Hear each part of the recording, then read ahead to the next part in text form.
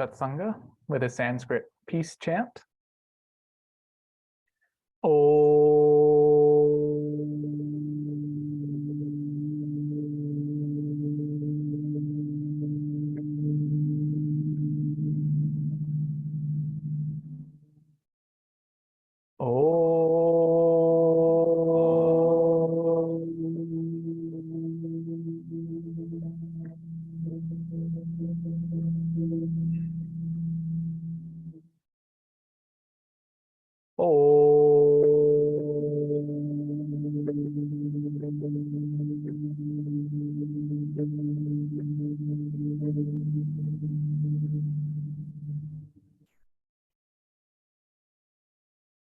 Om Triambakam Yajamahe Sugandim Pushtivardhanam Urvarukamiva Bandhanan Mrityor Mukshiyamamrita.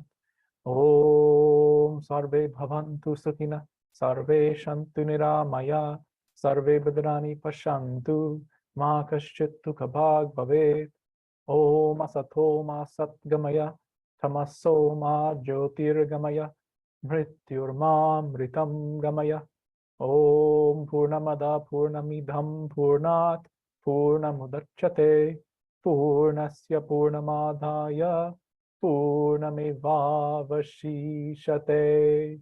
Om Shanti Shanti Shanti.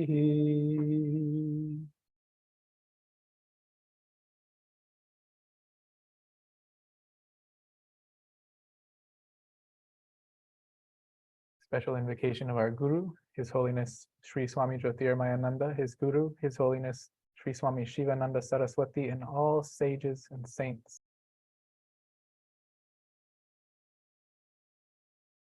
Om Brahmanandam Param Sukadam Kevalam Jnanamurtim Tandvatitam Gagana Satrisham Tattvamasya Dilaksham Ekam Nityam Vimala Matchalam Sarvadi Sakshi Bhutam Bhavati Tam Triguna Rahitam Satguru Tam Namami.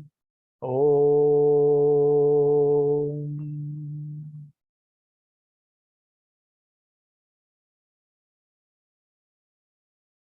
Adorations to the Sat Guru, the true Guru, who is the giver of supreme bliss, the embodiment of pure consciousness, one without a second, vast as the ether, infinite, eternal, beyond the three gunas and their modifications, the supreme preceptor.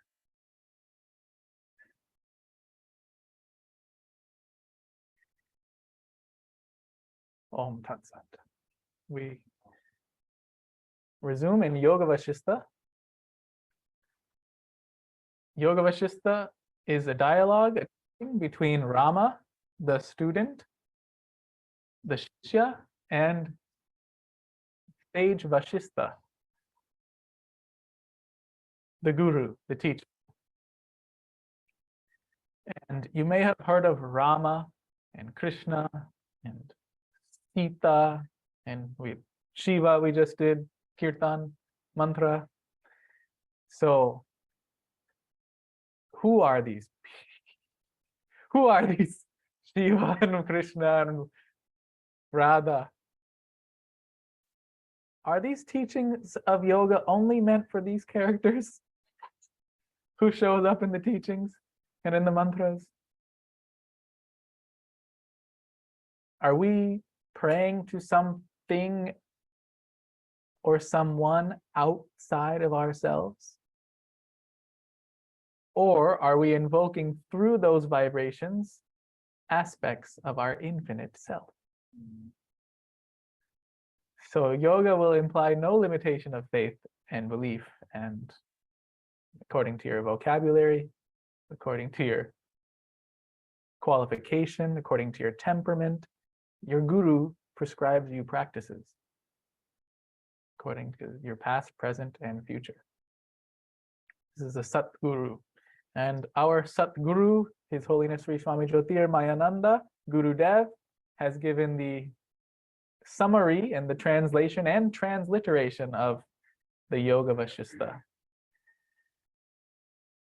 given as 90,000 verses. What does it even look like, 90,000 verses? How many pages? What size spacing and font? How you would have to take a whole lifetime just to make it through one scripture of yoga. This is reminding you the largest body of literature on the planet. So there is no shortage of material,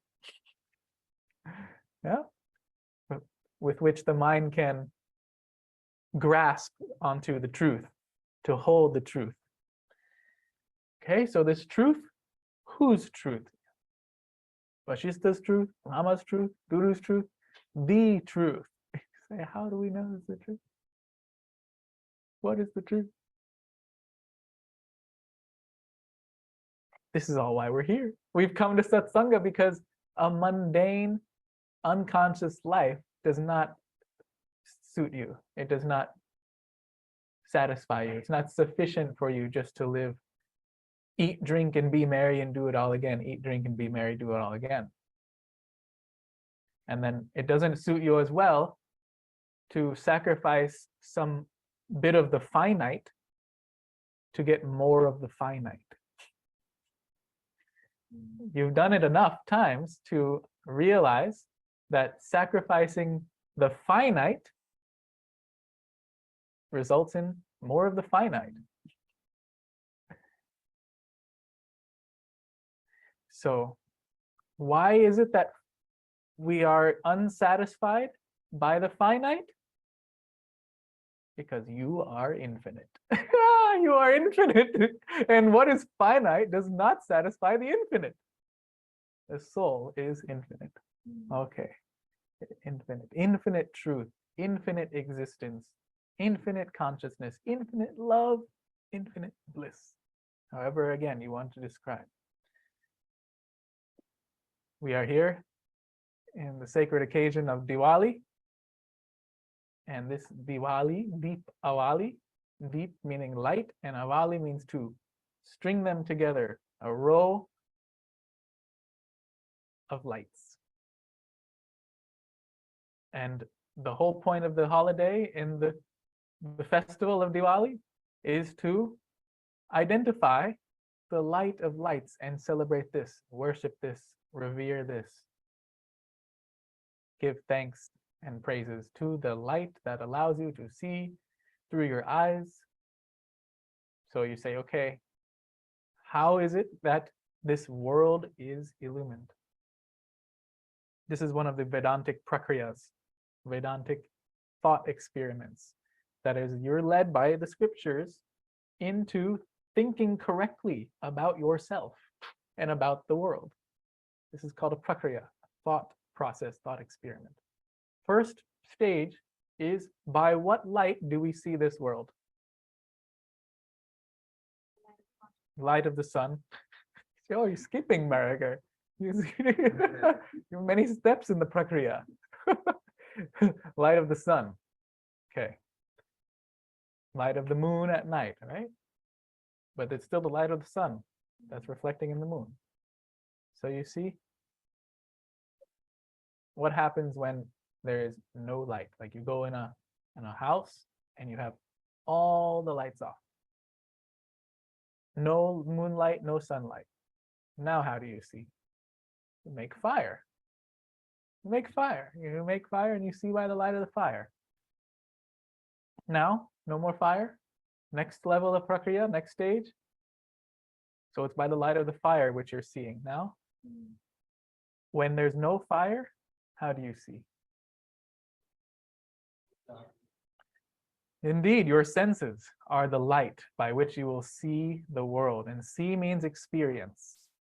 So in the dark, with no fire and no light, you can feel wind on your skin, the hairs moving on your skin. You can smell. So you are seeing by the light of your senses.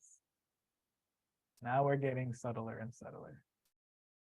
So all of this we've already described is same light of lights that is being highlighted in Diwali. Now by the light of the senses. So now you have no senses. How are we going to see now? Mind is able to see a world which is projected inside. You close your eyes, okay? Take all the way of your senses. Are you not seeing a whole world inside of your mind? And that world is illumined in what light? The mind, the workings of your mind, the thoughts of your mind, the world that is existing in your mind is illumined in the light of consciousness. How are you seeing your own mind? How do you know your mind is sad and happy? How do you know I am joyful and depressed?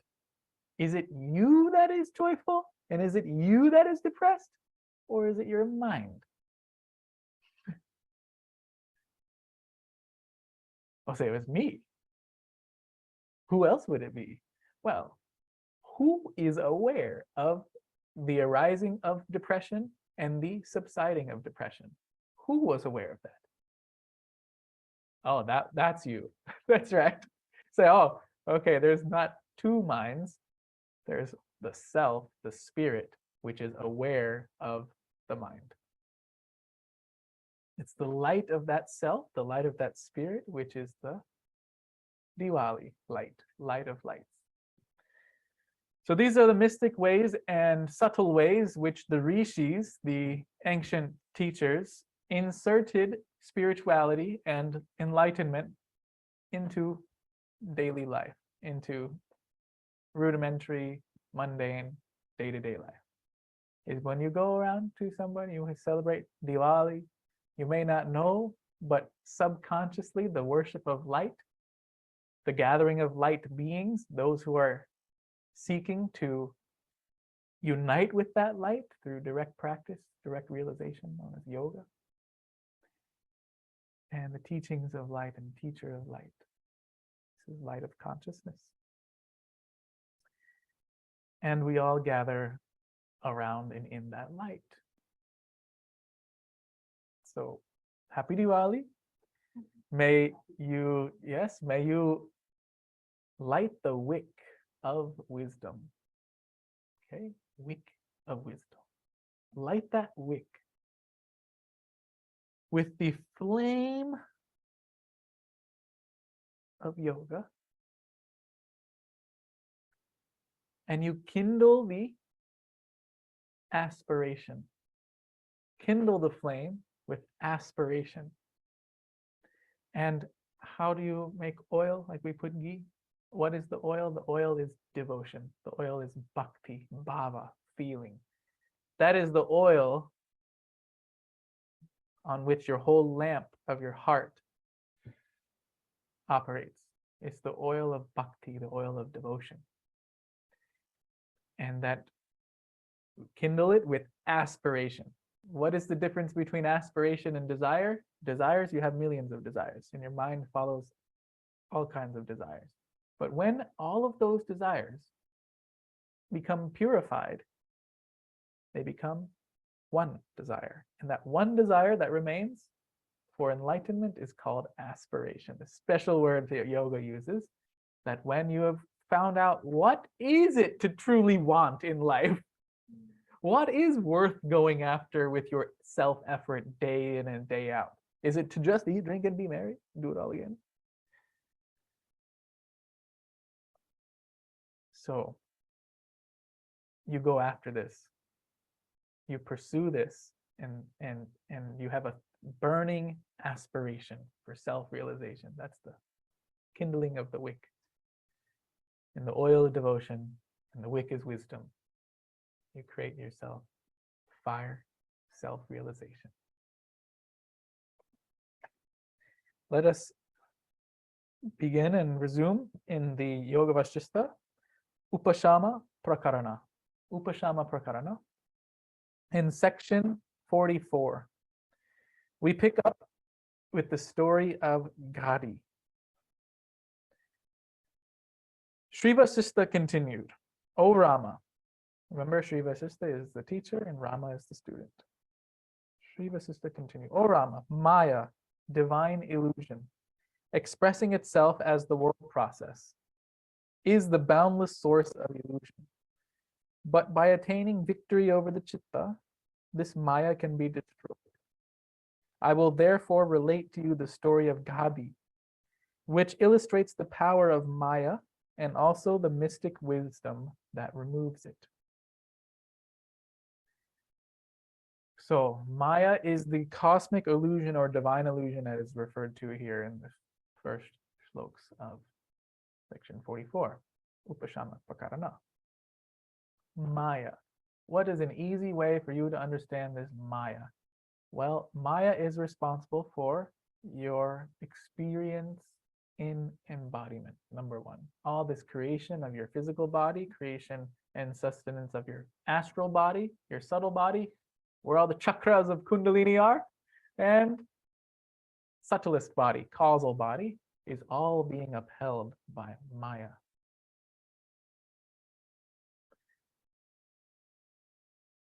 It's all by the workings of Maya. And this is easily understood like magician is Brahman, the spirit, the truth, the soul, the supreme self, Brahman. And Maya is the magic which proceeds from the magician. So this is all Maya. We met in Maya. You say, oh, we come to Satsanga, Sat meaning truth and Sangha meaning to be together with in the company of. This is a gathering of truth, Satsanga, indeed, the root of yoga. And we have all benefited from Vidya Maya. Maya, divine illusion, potency of Brahman, which has operated in your life to lead you to knowledge, instead of to become more engrossed and entangled in ignorance, which is avidya Maya. You're benefiting from the divine potency, the divine workings of Vidya Maya, which is because why you've encountered the spiritual preceptor, you've encountered Satsanga. So by repeated effort and repeated attendance of Satsanga, you're overcoming the impurities that keep your actions producing karmas. You learn in Satsanga how to perform actions so that your actions do not produce new and accumulated karma for repeated embodiments and repeated suffering. You learn that in Satsanga and only in Satsanga. You learn how to overcome distractions of the mind. You learn truly how to control your mind by the chitta, by the force of the vasanas becoming controlled. What are all these chitta, vasanas, samskaras? Subtle impressions, subtle desires, unconscious, subconscious memory, and so on and so on. And you learn what is ignorance and what is knowledge. So you already got a taste, because that's why you're here in attendance of Satsanga, is that you have tasted the truth and you've tasted the nectar, and nothing quite compares to it. And this is what is really quenching your soul. Remember, the finite will never satisfy the infinite. Now your soul is here in Satsanga, and you are being nourished by the infinite. Infinite truth, infinite glory, infinite wisdom, infinite love, infinite light. There is a country known as Koshala,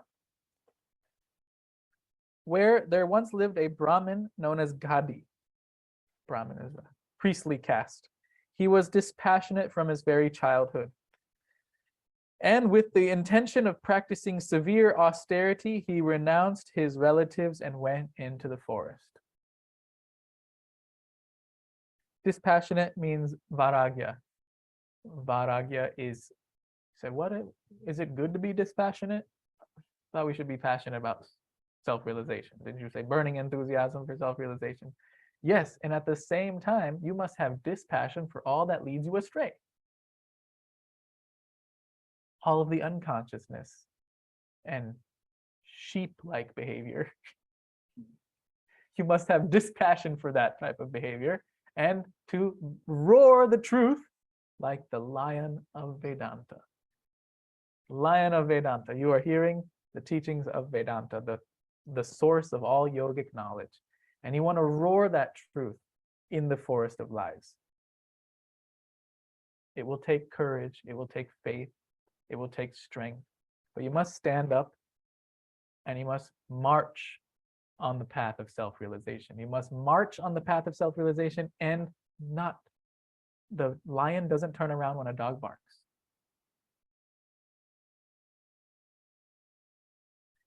If you want to reach the goal for every soul in this lifetime, you must have this type of faith, this type of strength, this type of discipline. And you must not have this thing about shyness. Oh, what will my near and dear ones say? What will my friends say? What will my parents say? What will my this say? That's sheep-like. Be a lion, be a lioness. Roar the truth like the lion of Vedanta. So, Gadhi is equipped with these types of qualifications. He's equipped with discriminative knowledge, what is real and what is unreal. And he pursues the real and is dispassionate about the unreal. So he's got these qualifications. One day, in the course of his various austerities, disciplines, he resolved to enter into a lake and remain there practicing his austerity until Lord Vishnu appeared before him. So he sets the sankalpa. Sankalpa is a firm will that he will enter into this lake and remain practicing austerities until he gets the darshan, the vision of Lord Vishnu. He's not going to give up until he does. This is the type, okay? This is all teaching, subtle teachings going on. You have to operate like this in your spiritual practice. If you let anything get in the way, you'll let anything get in the way, right? If you don't stand for something, you fall for anything. Thus he entered into a beautiful lake abounding with blooming lotuses, and while remaining submerged in water up to his neck, practiced intense austerity. Finally, Lord Vishnu appeared before him because he's doing austerities to control his senses.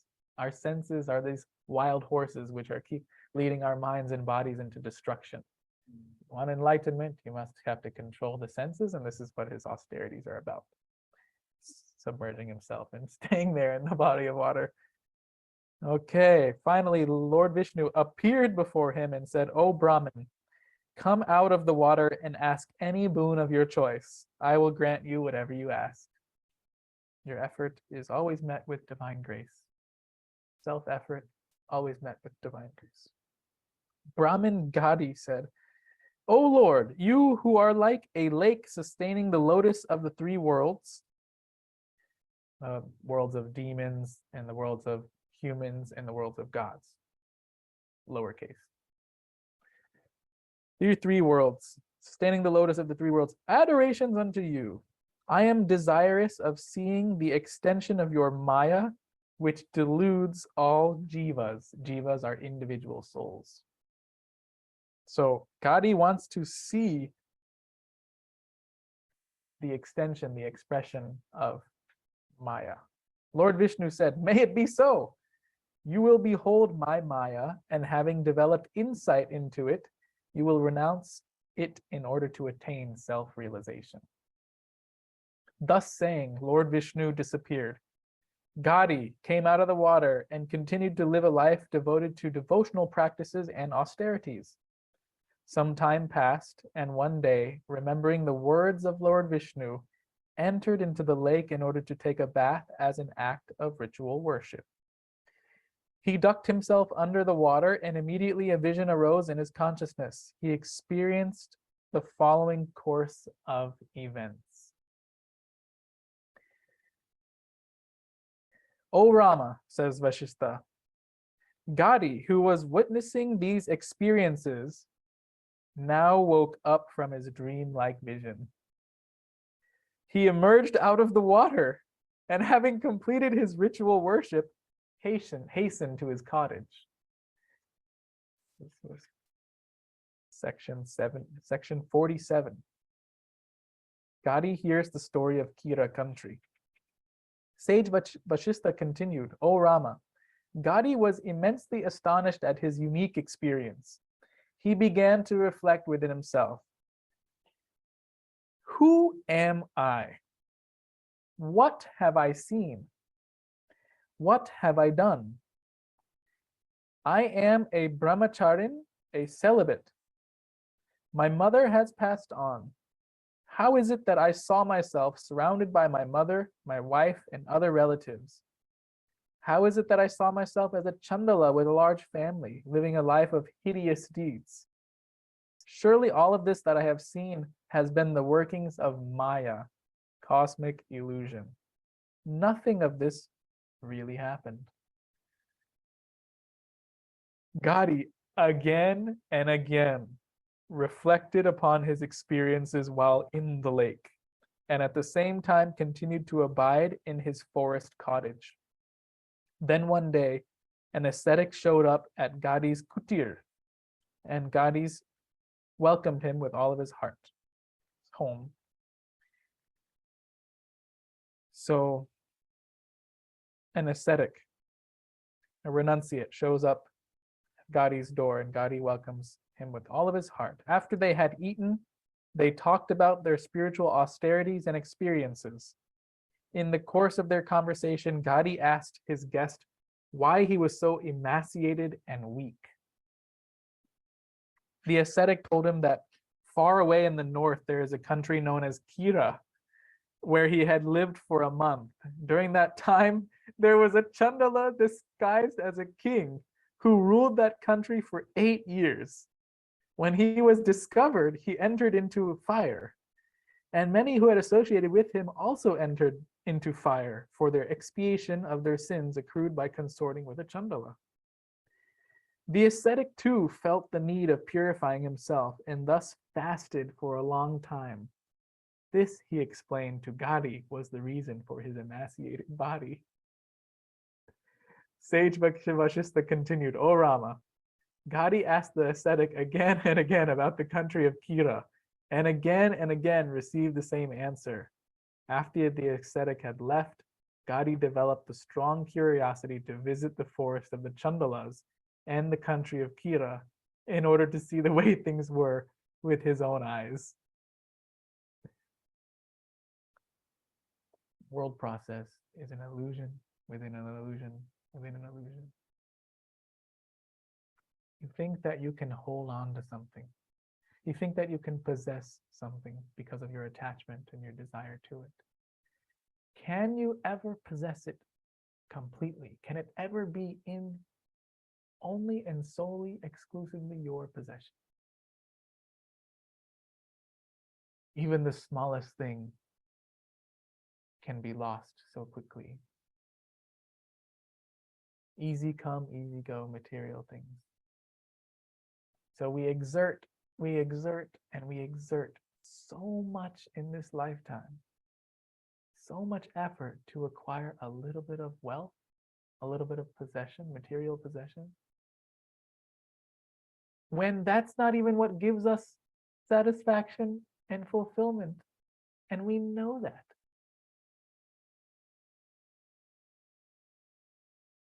And it is due to this deep-seated ignorance that operates through all of our personalities, deep-seated ignorance, which keeps us longing, desiring, craving after objects and experiences.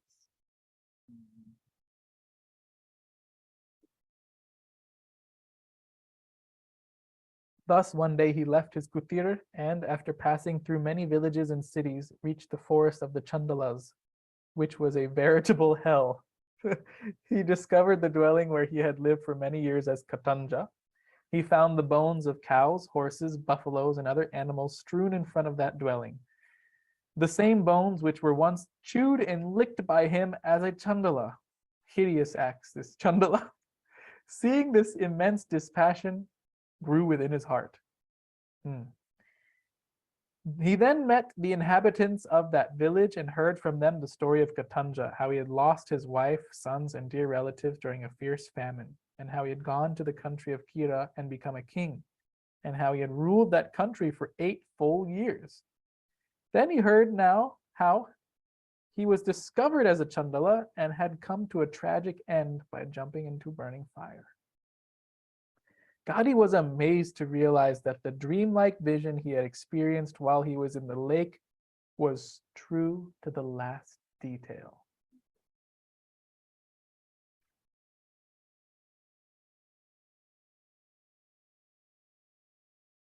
Section 48. Gadhi visits the country of Kira.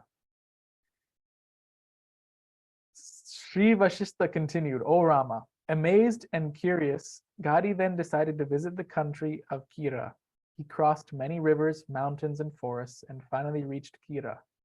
He asked the inhabitants of the city about the Chandala, who had been once their ruler, and they all related the very same story which he had experienced during his vision while in the lake. He also found the country, its royal palace, and all of its inhabitants, and all the details of the city to be exactly as he had seen them through the personality of Katanja as King Gavala. Gadhi became Katanja, King Katanja became King Gavala, and he is now experiencing this setting and all the details to be exactly as you'd seen them. Gadhi reflected upon his strange experience again and again. Remember, Vasistha is highlighting here the need for reflection. Our lives are going so fast that we never take the moment to pause on this insight, that download that I had in Satsanga. Let me just sit with that right here. How often do we give ourselves that moment, right? Those moments that we truly need to make progress and evolve on the spiritual path. Vasistha is reminding us reflection is a key aspect of this. Gadhi reflected upon his strange experience again and again. He could not understand how the experience of a dreamlike vision could turn into actual realities of the world. He resolved to expiate Lord Vishnu for the removal of his confusion. Propitiate, that's what it is. Expiate, propitiate. He resolved to invoke Lord Vishnu for the removal of his confusion and thus practiced austerity in the cave of a mountain for some time. Pleased with his austerities, Lord Vishnu appeared before him saying, "O Gadhi, now that you have seen my Maya, which created this world, what is it that you desire now?" Remember? Does he desire all the cows and the possessions and the things that he saw just wind up in burning ashes? Or does he aspire to wake up from the sleeping dream of the world process? Long dream we've been sleeping. So now Vishnu would ask him, "What is it that you desire now?" And Gadhi offered flowers and asked with folded hands, with prostrations and salutations, "O Lord, how is it that what was seen in a dreamlike vision has become a reality in this world? How can dreams that arise out of impure vasanas, subtle desires, turn into realities in this practical world?" Vasana is a subtle desire because you're not conscious of it. It's subtle. It's in your subconscious, unconscious aspect of your mind. So what your desires are, you are aware of, that's called kama. Kama is desire, gross desire. And those are in your conscious mind. But what is giving those gross desires is vasanas. So the Guru teaches us, yoga scriptures, how to replace those vasanas from impure vasanas to pure vasanas. What do the impure vasanas do? They keep you entangled in the cycle of birth and death, bonded, slave, sheep. And pure vasanas liberate you from bondage, break the chains and break the fetters that bind your soul. This is pure vasanas, pure subtle desires. This comes from repeated satsanga, repeated effort. Those vasanas, those desires are being changed right now. At this very instant and very moment, your vasanas, your subtle desires are changing.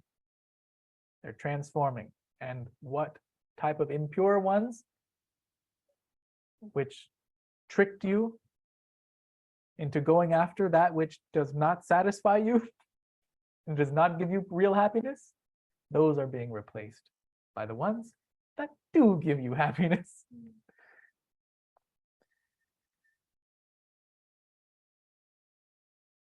How is it that dreams can turn into realities? Basically, is this question.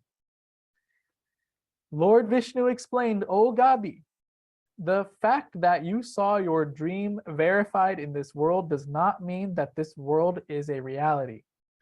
In fact, the sky, the earth, the mountains, and all that you see are non-existent. All human experiences are conditioned by Maya. Dream as well as waking are nothing but modifications of Maya. O Gadhi, that which you consider as real is in fact non-existent. You are being deluded by the workings of your own vasanas.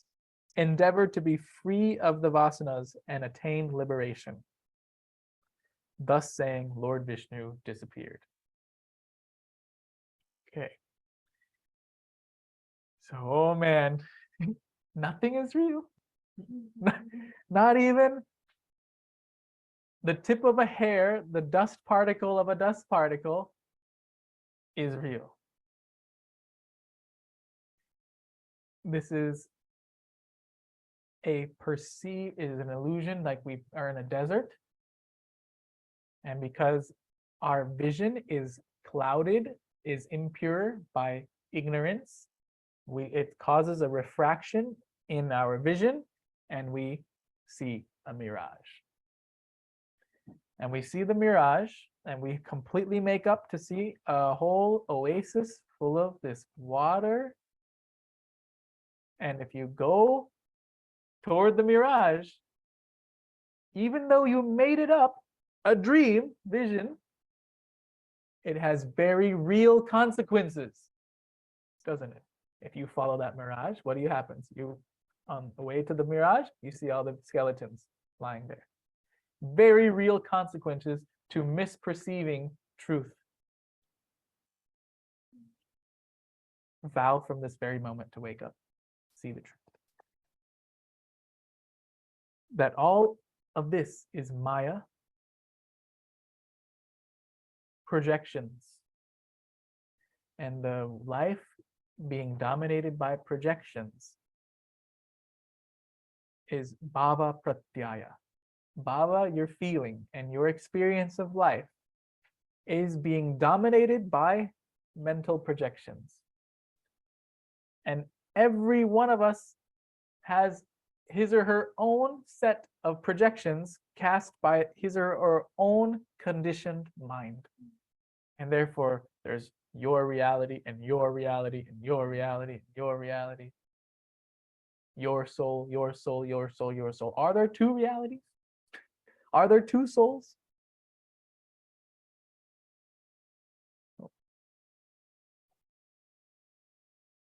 So this is like the projections of the mind, when they're impure, cause the vision to be dominated by projections.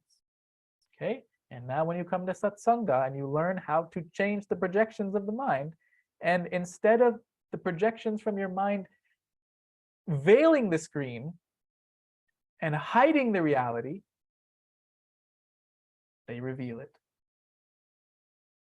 You change your vrittis and your projections of your mind by practice of yoga under proper guidance of a qualified spiritual preceptor, and those vrittis reveal the screen, reveal consciousness. They no longer hide it, veil it.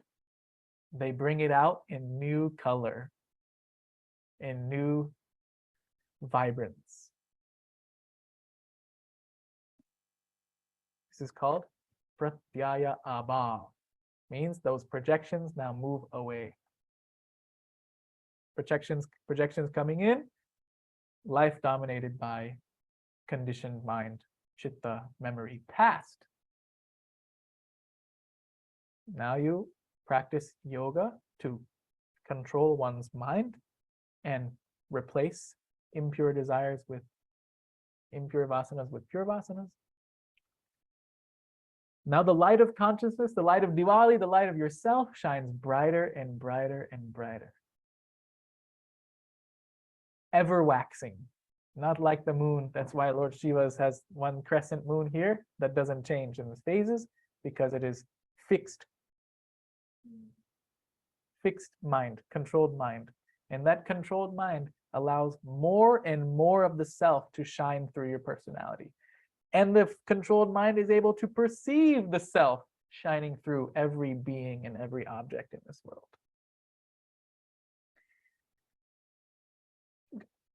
Oh, Gadhi. Thus saying, Lord Vishnu disappeared. Endeavor to be free of the vasanas and attain liberation. That which you considered as real is in fact non-existent. You are deluded by the workings of Maya and your vasanas. Section 49. Gadhi finally attains enlightenment. Sri Vasistha continued, Gadhi again and again went to the forest of the Chandalas as well as to Kira. But again and again, confusion darkened his reason. So again, he took recourse to austerity in order to please Lord Vishnu.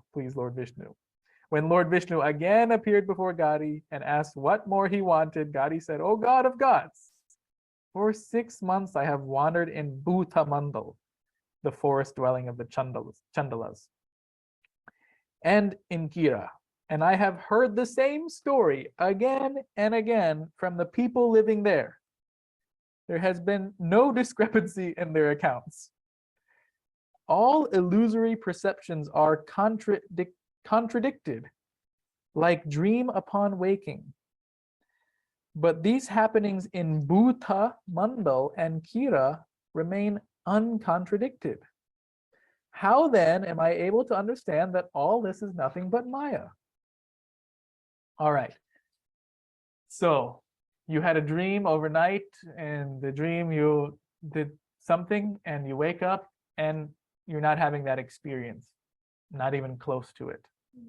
This is what he means by uncontradicted, or that means by contradicted.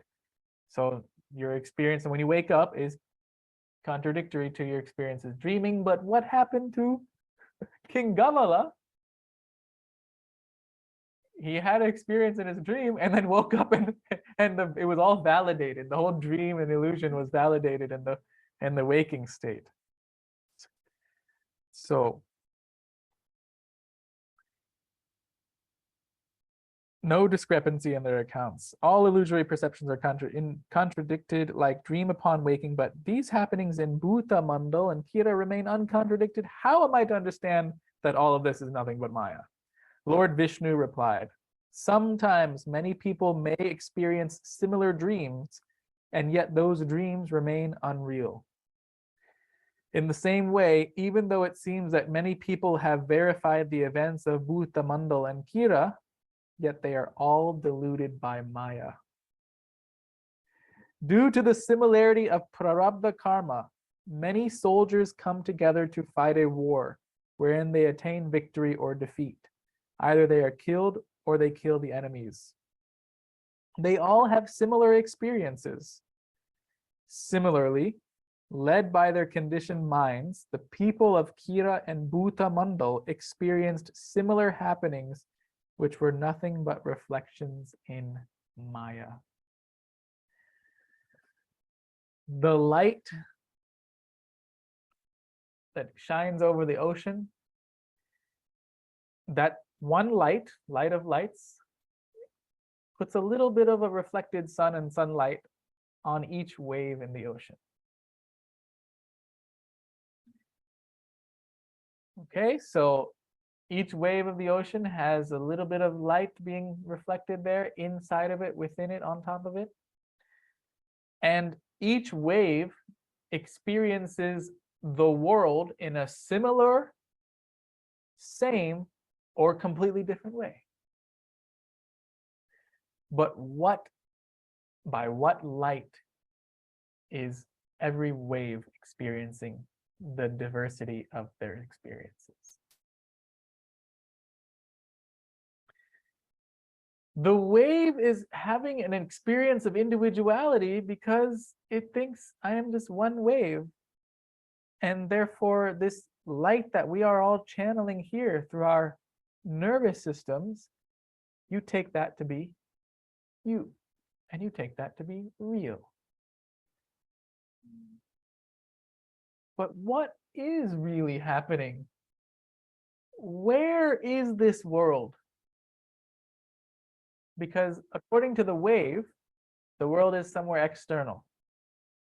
Because I'm a wave, and then you're a wave, and then I'm a small inferior wave, and you're a big superior wave, and I have inferiority complex and you have superiority complex, and we have frustration and fighting between us because of our position as separate waves. Separate wave has birth, growth, decay, death. Birth, growth, decay, death. Again and again. And this wave feels like it's separate from all other waves. You don't know what the other wave is thinking. You don't know what the motives and the intentions are of the other waves. So you go around your life with doubt and suspicion, suspense.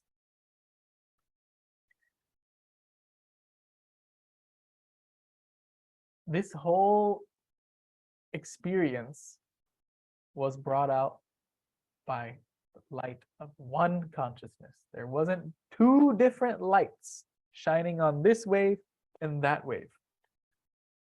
But it is one light that is responsible for the diversity and the experiences of all waves in the ocean.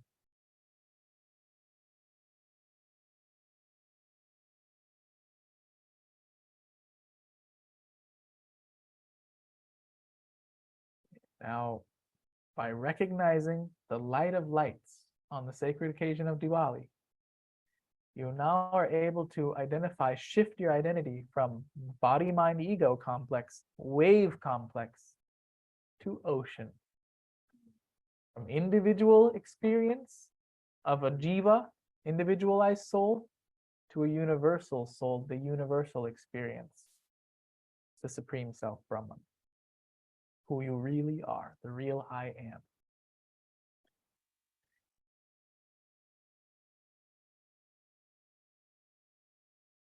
Okay, and Lord Vishnu says, due to the similarity of their prarabdha karma, means the fructifying karma, the karma that's responsible for all of us coming into this embodiment, looking the way you do and thinking the way you do and places you prefer to go, your tastes and temperaments. This is all due to the expression of your prarabdha karma.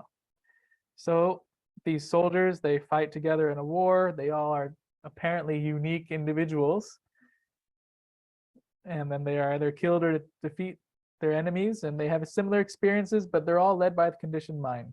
Even the awareness of the duration of time is nothing but a projection of the mind. When you are having fun, time goes by fast, and when you're having no fun, time goes by slow. So what is real time? Even the awareness of duration of time is divine illusion. It is nothing but the projection of your mind. Remember, projections, dominated by projections, versus letting the projections move away and reveal the screen of your consciousness. You take away the screen, you have no cinema show. Okay? Projections change, but what is unchanging throughout all dramas and all cinema shows? Consciousness.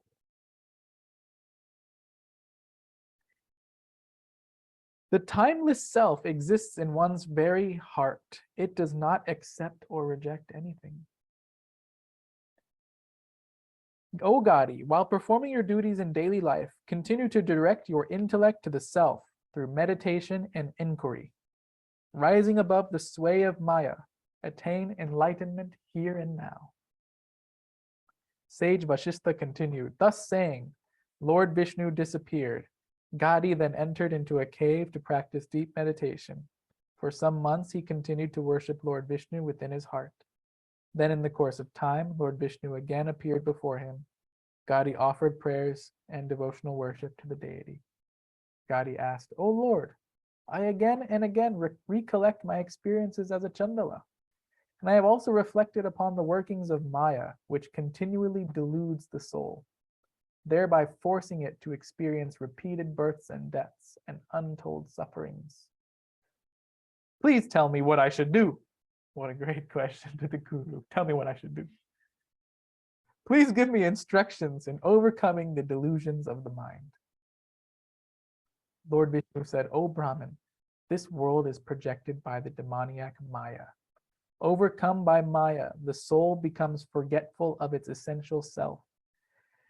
And thus, this forgetfulness plays havoc with the soul by creating countless illusions of repeated embodiments. Forgetful of the essential self which you are, then you take, why, if you've forgotten, what happens? You take on a different identity. What's that different identity called than your real self? That's called an ego. And when you take on the ego, now you've written a whole story of destruction and misery, like the Chandalas. Okay. So, Maya renders the impossible possible. You say, oh man, how am I going to overcome all this karma? Oh, by the practice of yoga. If you thought karma was powerful, yoga is more powerful. So, you can render all obstacles asunder. For your attainment of self-realization, you are the infinite power. Nothing can stop you. You, the people of Kira country, as well as those of Bhuta Mandal, were equally deluded. O Gadhi, although from the absolute point of view, all names and forms are illusory, I will explain to you your identity as a Chandala from a relative point of view. Nice. So from an absolute point of view, all names and forms are illusory. What does this mean? That means that from what is the absolute truth of a gold ring, a gold necklace, a gold bracelet? What is the absolute truth? Gold. Gold. And if you take away gold, you have no ring, you have no bracelet, you have no necklace. So when you take away the self, you have no experience, because it's the self that is the very basis of consciousness. However, remember, how else do you see the world? Through the light of your consciousness. Who is that light? What is that light? I am that light. I am. Aham Brahmasmi. I am Brahma. So you go on affirmations and meditations and spiritual inquiry. Once there lived a Chandala who had his home in Bhuta Mandal and who became the king of Kira. The story of the Chandala was reflected in your mind because you were desirous of understanding the workings of Maya. As a result of this, you became identified with the Chandala and passed through the experience that he had. This is our law of attraction here. Yeah, anything you have focus on your mind will expand in your life.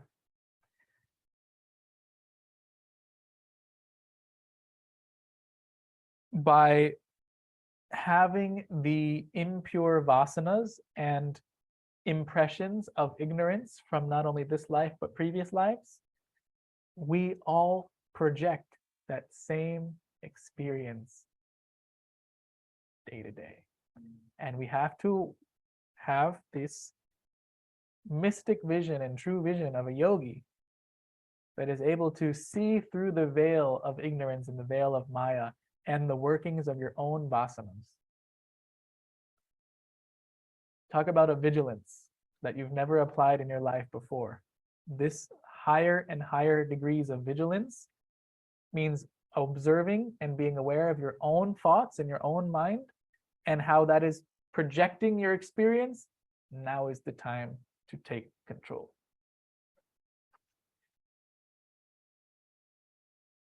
The story of the Chandala was reflected in your mind because you were desirous of understanding the mysteries of Maya. As a result of this, you became identified with the Chandala and passed through all these experiences that he had. In reality, however, you were not the Chandala, nor did you have anything to do with those experiences. Does the sky have anything to do with the clouds? No, the sky has nothing to do with the clouds.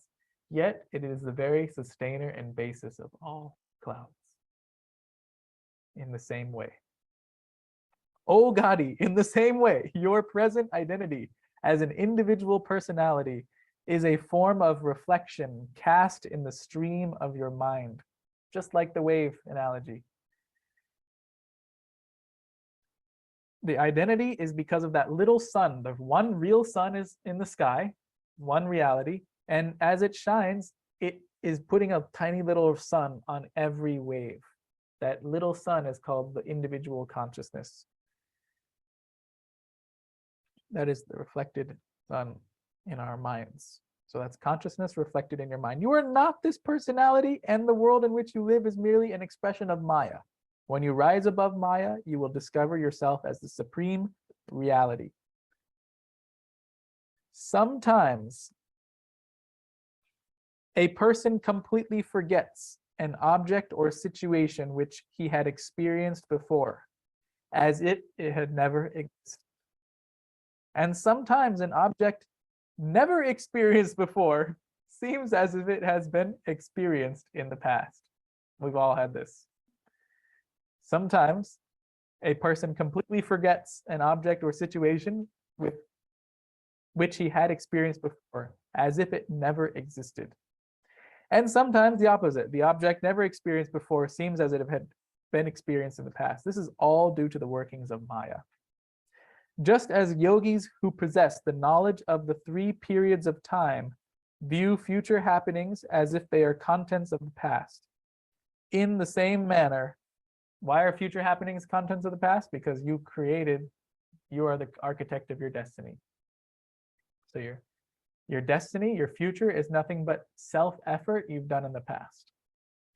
So yogis possess the knowledge of the 3 periods of time, view future happenings as if they are contents of the past. In the same manner, your mind reflected the happenings related to Katanja, who existed in the past.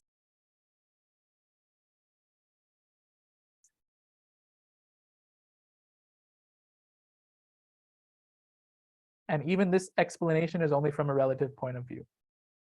Those who are ignorant are deluded by such notions as, I am this body, this property is mine, these possessions are mine. But the enlightened ones are not deluded by these.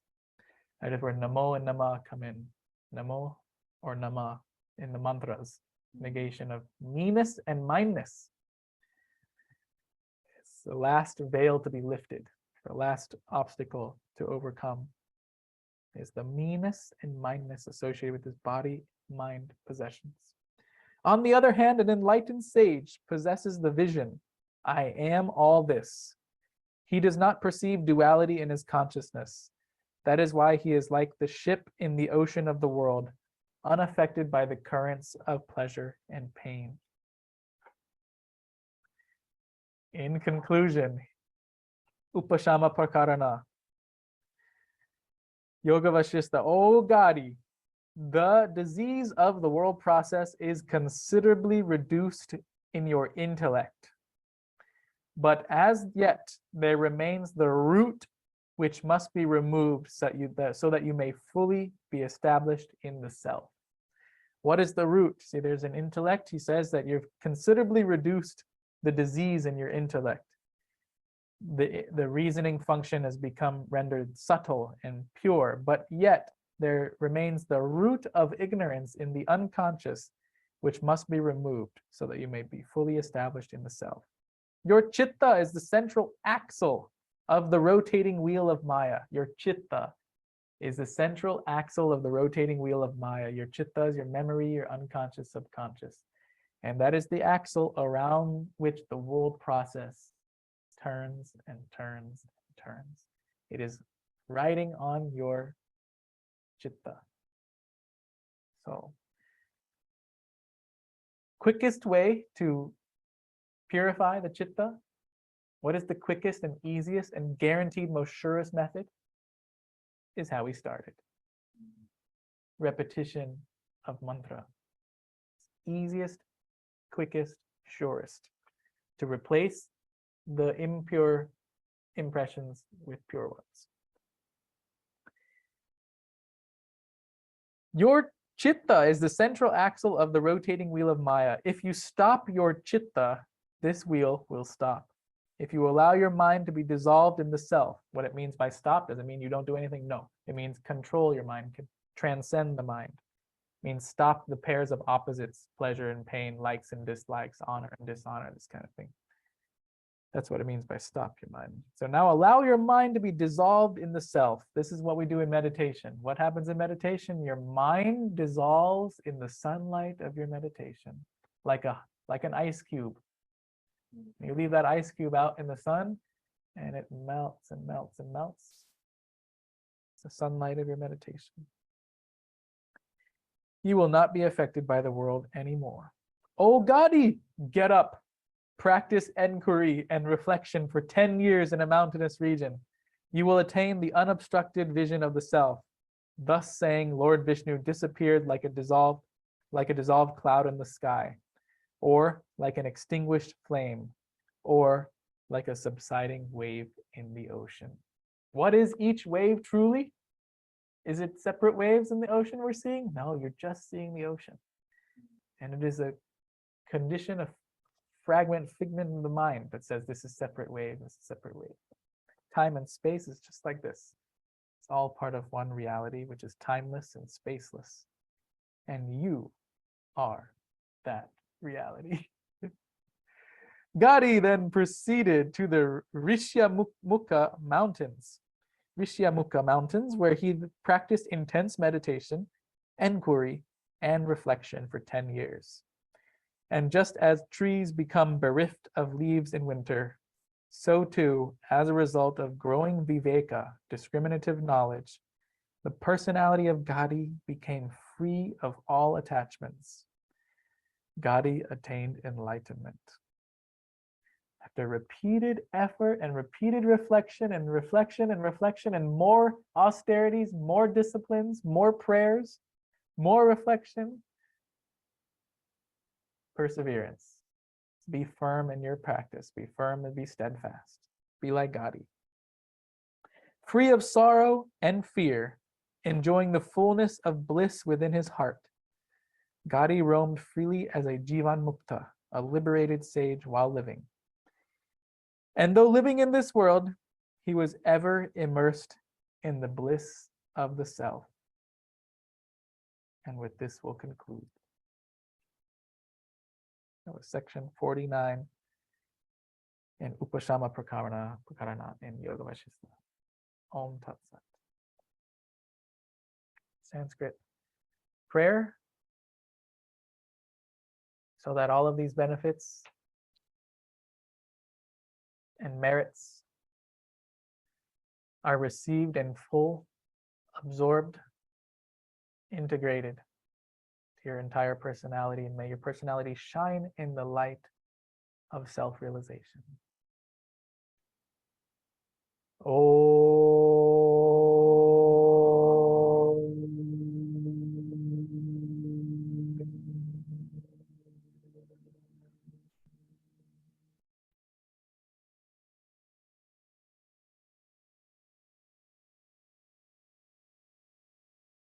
Om Sarva Mangala Mangalye Shive Sarvata Sadike Sharanye Trayambake Gauri Narayani Namostute. Om Aim Saraswatye Nama. Om Shri Gurave Nama. Om Shri Ganeshaya Nama. Om Namah Shivaya. Om Namah Shivaya. Om Namah Shivaya. Special prayer for peace, for health, prosperity, and enlightenment for you and for all. Om Trambakam Yajamahe Sugandhim Pushtivardhanam Urvarukamiva Bandhanan Mrityor Mukshya Mamritat. Om Sarve Bhavantu Sukhina Sarve Shantu Niramaya Sarve Badrani Pashantu Ma Kaschit Tukabhag Bhavet. Om Asato Ma Satgamaya Tamaso Ma Jyotirgamaya Mrityur Ma Mritam Gamaya. Om Purnamada Purnamidam Purnat Purnamudachyate Purnasya Purnamadhaya Purnamevavashishate. Om Shanti, Shanti, Shanti.